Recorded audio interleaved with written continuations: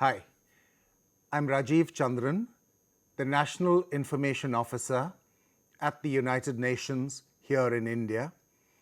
And it's my pleasure to lead you through some of the issues regarding sustainable development and the SDG agenda, which really means the Sustainable Development Goals agenda. At the end of my lecture, you will understand a bit of the historical context within which the United Nations evolved the concept of these Sustainable Development Goals and Agenda 2030. You will understand what the goals are, how closely they are linked with economic development, social development, and the environment. And at the end, we'll play a game so that you realize how closely interlinked all these issues and goals are. So let me start with the beginning. In 1945, when the United Nations came into being, it was created to save mankind, humankind, from the scourge of war. At the end of World War II, the world was really hurt in terms of lack of peace, lack of development, there were no jobs, and there was a huge human development deficit. So the nations of the world evolved the concept of the United Nations, where countries would come together to create a better world. So we, the peoples of the United Nations, are the opening words of the UN Charter, putting people at the center of the United Nations objectives. Let me jump a bit to 1972, where this entire concept of sustainable development begins, and actually it was sparked off by India, because it was in the 1972 Stockholm Conference on the Environment, called the World Conference on Environment, that Mrs. Indira Gandhi, our then Prime Minister, told the global community that environmental protection was a limited concept and that the world had to work towards sustainable development. It was probably the first time ever that those words were introduced into global parlance. And the documents from the Stockholm Conference then integrated the concept of sustainable development as a step beyond environmental protection. And so right from the beginning of this concept, India has played a critical role in ideating for the world on what sustainable development should be. Let me jump again to a series of conferences that the United Nations hosted in the early 1990s, in the first 5 decades of the years of the 1990s. And these were international conferences that really put together the development agenda for the world. Whether it was the World Conference on Women, the World Conference on Children, the World Conference on Human Rights, the World Conference on Social Development, all these conferences ideated on what should the United Nations be doing in the new millennium. And based on all that ideation, in the year 2000, under the stewardship of UN Secretary General Kofi Annan, the Millennium Development Goals Charter was developed. It was developed at the United Nations, 8 goals to create a better world from 2000 to 2015. But the MDGs had a limited achievement. And so, when the timeline of the MDGs was about to finish, the United Nations once again said, can we make things better? And we launched a huge global consultative process to develop a new visionary charter from the year 2015 to 2030. And it was thus that the Sustainable Development Goals were evolved. 17 goals with 169 targets that would create a better world. And these goals linked several categories of human activity. There were the environmental vision, the social development vision, the economic vision, and also the political will required to put all this in place.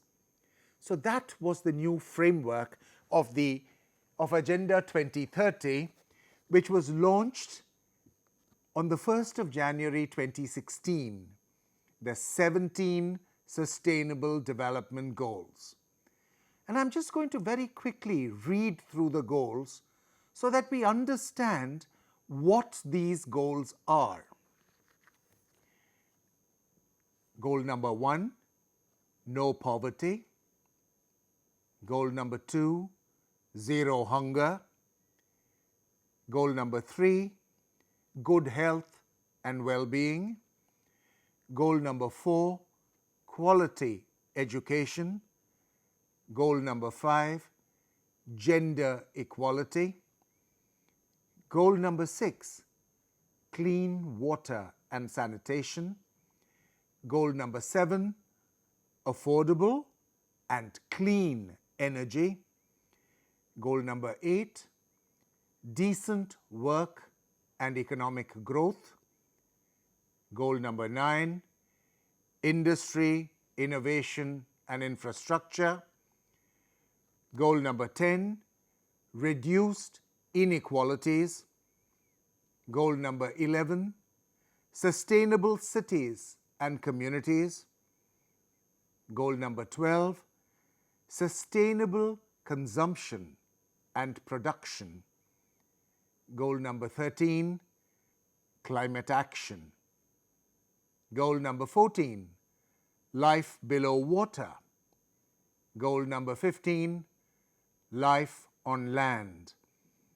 Goal number 16, peace, justice, and strong institutions. And finally, goal number 17, partnerships for the goals.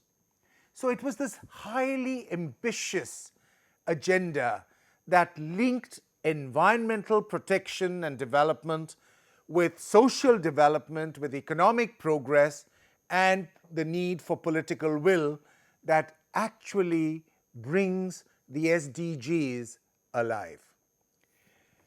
The UN also has a 5 Ps principles that propel the Sustainable Development Goals. So I'm going to take you through the 5 Ps. The first P is peace.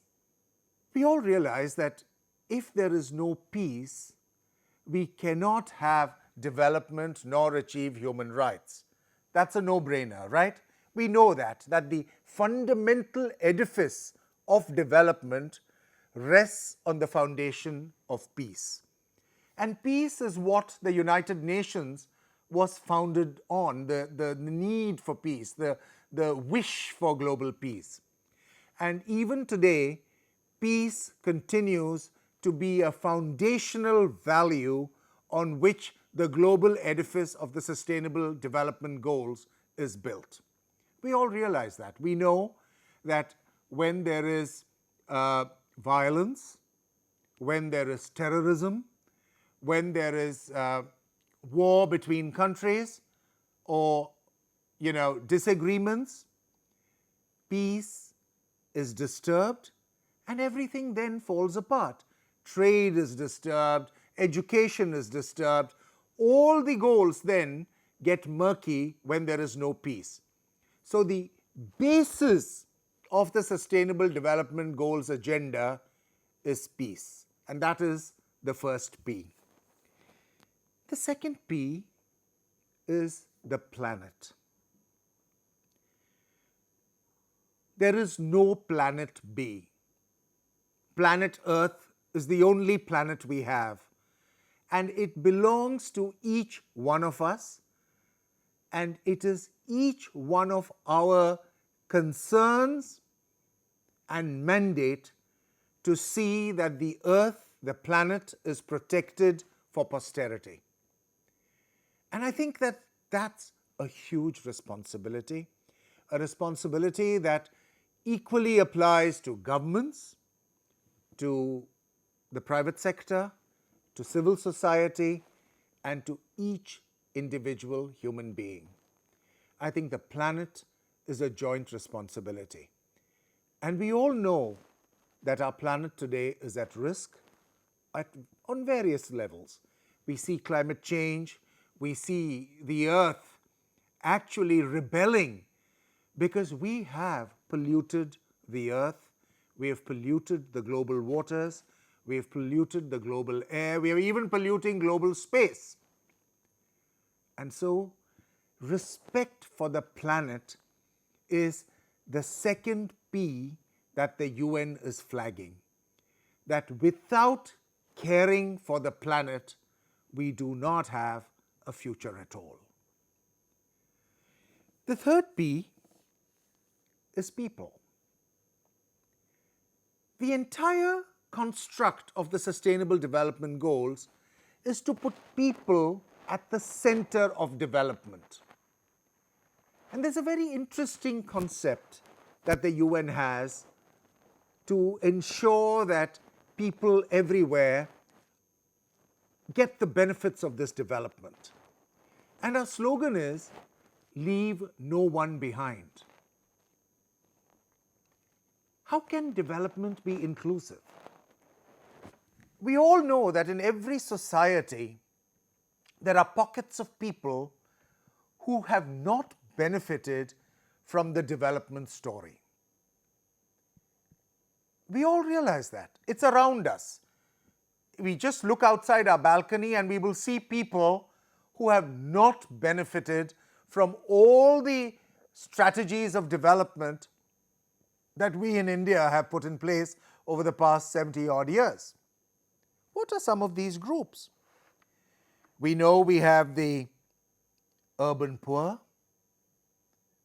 We know we have bonded labor, single women,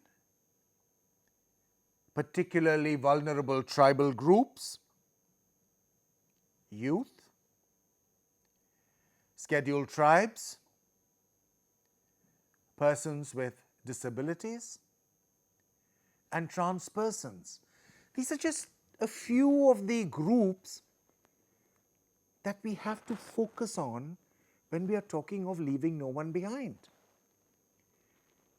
If the Constitution, the Indian Constitution, offers equal protection and rights to every citizen, then each of these categories has to benefit. And I think that governance has to ensure that all our projects, our vision, our strategies can bring in the marginalized, can bring in those whom traditionally we have left behind. So people are at the center of the Sustainable Development Goals agenda. And if you look at each of the goals, it is people-oriented. No poverty, how can we get people out of poverty? Zero hunger, how can our entire population not have face pangs of hunger and have a nutritional deficit? What happens with nutritional deficit? Children are stunted. Maternal mortality, infant mortality, all this bunch of issues that we are struggling with today in the health sector are linked directly to nutrition. Similarly, good health and well-being. Unless everybody, each member of our society is healthy, they pose a risk to everybody else. Because today we live in a world where problems are without passports. If there is, for example, a fever, a new fever in some other country, the first flight out of that country to your country brings that fever to you and puts you at equal risk. So, problems without passports. And each of these sustainable development goals look at people. They are people-centric. That's very important. The fourth P, prosperity. This actually is a new value that the UN has brought in its global agenda for change. Because unless we become more prosperous, there will be less to share to ensure that no one is left behind. And so prosperity, economic development, human development, that entire bunch of issues that are linked around prosperity are an important P in the UN framework. And finally, the last P, partnerships. We realize after 70 years, or next year the UN is turning 75, we realize that no single agency, country or government can achieve any of these goals by themselves. We need eclectic partnerships, partnerships between countries, between private sector and public sector, civil society and government. We need incredible partnerships when it comes to financing development. Today in the UN, we are talking of blended finance.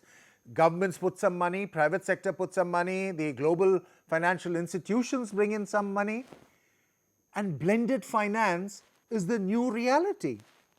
Because the challenges of development are so huge. The challenges of infrastructure, creating sustainable cities, of climate action. Everything needs money. All these creative strategies need to be financed. And there is no money pot in the world that is big enough to single-handedly achieve these.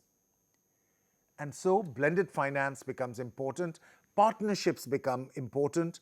We need to look at creative partnerships to see how the goals can be achieved. So, the 5 Ps again: peace, planet, people, prosperity, and partnerships. Those are the 5 Ps that really propel the Sustainable Development Goals agenda. There is one other value, and that is all human rights for all. The Sustainable Development Goals very closely are linked with the human rights agenda. We now realize, after 7 decades of global experience, that peace, development, and human rights cannot be sequentially dealt.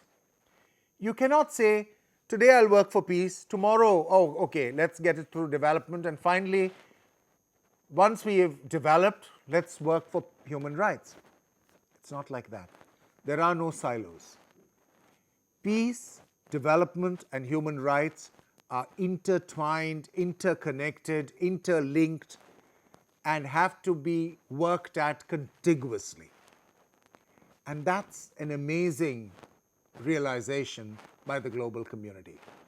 And so all human rights for all, which also reflects leaving no one behind, but of all human rights for all is the other big value that underwrites the Sustainable Development Goals.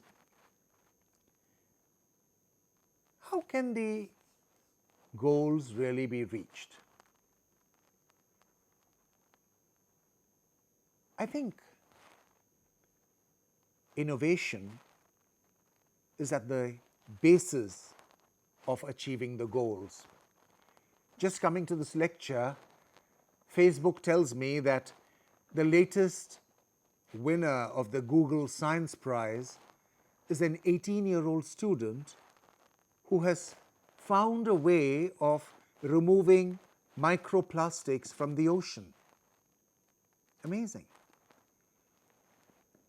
We all realize that plastic pollution in the ocean is a huge global risk. All of us are ingesting microplastic. Microplastics are plastics that are not visible to the eye, that are contained in all the cosmetics that we use, in all the soaps that we use. Microplastics. There are more microplastic globules in the oceans than there is bio-life. And that's a dangerous situation. And so this young kid now shows us the way and says that microplastics can be cleaned. Innovation. We need to embrace science. I think we've left development to the social sciences. We've left science out of the whole equation. And I think science is at the center of the Sustainable Development Goals. Because whether it is zero hunger, how can science help us improve farm productivity? Very important. Education. Science has to tell us the new methods of learning possible for the human brain. Science. Climate action. The entire science of climate change needs to be respected, understood, and integrated into policy. Infrastructure. It's science that tells you what is good infrastructure and what is bad infrastructure. So, across the goals, the need to enshrine science as the basis of innovation needs to be understood. Innovation also has a different perspective. Today, most of the innovation coming out of urban areas are app-based innovation. That's because the creators or the innovators are most familiar with mobile technology, IT technology. But there is another zone of innovation which is creating better lives for our rural population. But that can happen only when you're familiar with the way the rural people live. If there is a huge disconnect between our urban population and our rural population, what are you going to innovate? If you don't know the real problems of rural India, how can you be a solution creator? The UN Information Center does a wonderful technology competition in the state of Tamil Nadu, where all the district schools bring their innovations in science to a common platform which is judged by the United Nations. And I have never seen a more exciting frontier than change-making technologies that the students from rural Tamil Nadu create, because they know the problems. If a grandmother's bananas are rotting and that is the problem for that home, the child creates a solar shed to dry bananas. Now, without understanding the problem, how can you create a solution? So, an empathy with how people are living their lives is extremely important when we are talking about science, innovation, change, and a better future. And that's very important. We need to be aware of the real life problems that people in India face. Sometimes I think that India and Bharat are disconnected. They can't be. We cannot have a situation where there are two countries sharing a geography. We have to knit those communities together, those solutions together, those problems together, and really field them as a single nation. And it's possible. There are amazing innovations that young people are doing. I know of a young student in the Northeast who's created the best water filter system using corn cobs in the pipeline. Amazing. Because she knows that water quality in her home is at risk for her siblings. And so she innovated with an easily available ingredient in their home and came up with a solution. So the magic is there. The potential for magic is there. But we have to accelerate that with knowledge, understanding, and empathy. And I think this entire economic development that we talk about cannot just be market-oriented. It has to be people-oriented development. And I think that that's what the UN engages with. The United Nations in India works very closely with the Government of India in creating new strategies for realizing the Sustainable Development Goals. And in fact, we have identified 7 major priorities and outcomes which have been identified jointly by key stakeholders, including the government. And some of these priorities I'll very quickly take you through. The first, of course, is poverty and urbanization. And the key goal there is by 2022, institutions are strengthened to progressively deliver universal access to basic services, employment, and sustainable livelihoods in poor and excluded rural and urban areas. So many of the issues that I've already spoken to you about are the first pillar, first priority for the United Nations in India. The second priority, health, water, and sanitation. By 2022, the goal is that there is an improved and more equitable access to and utilization of quality, affordable health, water, and sanitation services. Very important. Education and employability is our third priority. By 2022, our goal here in India is that more children, young people, and adults, especially those from vulnerable groups, enjoy access to quality learning for all levels of education. The fourth priority, nutrition and food security. By 2022, all children enjoy essential nutrition services, and rural smallholders and other vulnerable groups have improved livelihoods and greater access to nutritionally adequate food basket. The fifth priority, climate change, clean energy, and disaster resilience. By 2022, environmental and natural resource management is strengthened, and communities have increased access to clean energy and are more resilient to climate change and disaster risks. Our sixth priority, skilling, entrepreneurship, and job creation. By 2022, people vulnerable to social, economic, and environmental exclusion have increased opportunities for productive employment through decent jobs and entrepreneurship.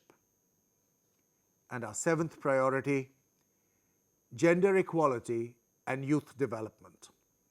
By 2022, women, children, and young people have improved access to equal opportunities and an enabling environment to advance their social, economic, and political rights.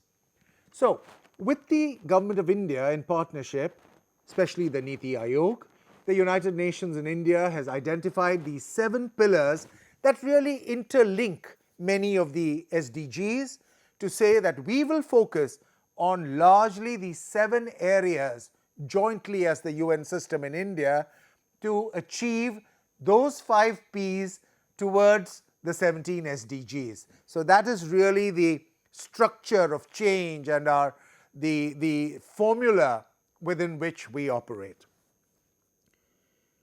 Let me play a little game with you. And the game is to prove that the 17 goals are not individual silo goals, but they are interconnected. And they are interconnected in a real way. Supposing you, as an individual, were going to be an entrepreneur investing in rural India in setting up a horticultural unit. Now, you are the entrepreneur. You are going to rural India to set up a horticultural unit. What are some of the SDGs that really concern you? The first, of course, you will look at, because it's horticulture, you will look at clean water. You will look at where fruit is growing abundantly. You will look at agricultural processes there. You will look at a zone where people are healthy to work and work for you. You will look at a place where infrastructure is good, where goods can come and your products can reach the market. You will look at climate action. You will look at places where there is water, where they're not prone to earthquakes, where there's no land degradation, because all those issues are going to impact your investment. You will look at life on land, because you're very worried that the fruit that you're going to process in this unit has to be pest-free, has to be healthy fruit, has to be easily available, of good quality. And then you have the entire set of issues connected to the people you employ, right? So, you want a well-fed worker who enjoys good health and well-being, so that doesn't take chuttis often. You want quality education, skilled labor force, women in the workplace. You will be employing them because many of the rural labor are women, and for them there are sanitation issues. You have to create separate toilets for women. I've already spoken about affordable and clean energy. You will be providing decent growth. You will be contributing to economic growth. You will be part of the horticultural industry, and so those networks you will bring alive.